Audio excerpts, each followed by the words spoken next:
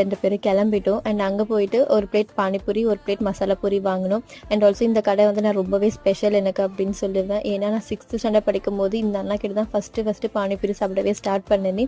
நான் சாப்பிடும் போதெல்லாம் ₹1 வந்து 2 பூரி கொடுப்பாங்க. அப்போ வீட்டில் கொடுக்குற காசெல்லாம் சேர்த்து வச்சு இந்த கடைக்கு வந்து ₹5 ₹10 அப்படின்னு சொல்லிட்டு பானிபூரி சாப்பிட்டுட்டு நான் வீட்டுக்கு வந்துடுவேன். ஸோ இந்த மாதிரி நீங்கள் எப்போது உங்களுடைய ஃபஸ்ட்டு பானிபூரி சாப்பிட ஸ்டார்ட் பண்ணீங்க அப்படின்றது ஞாபகம் தான் மறக்காமல் கமெண்ட் பாக்ஸில் கமெண்ட் பண்ணுங்கள்.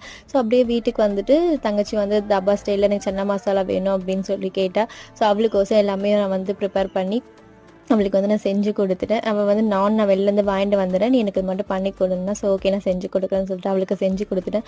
எனக்கு சாப்பிட்டுட்டு ஷர்மி ரொம்பவே சூப்பராக இருக்குது அப்படின்னு சொன்னால். ஸோ இதோடைய லிங்க் வந்து நான் உங்களுக்கு ஷேர் பண்ணுறேன், வேணும்னா நீங்கள் செக் பண்ணி பார்த்துக்கோங்க.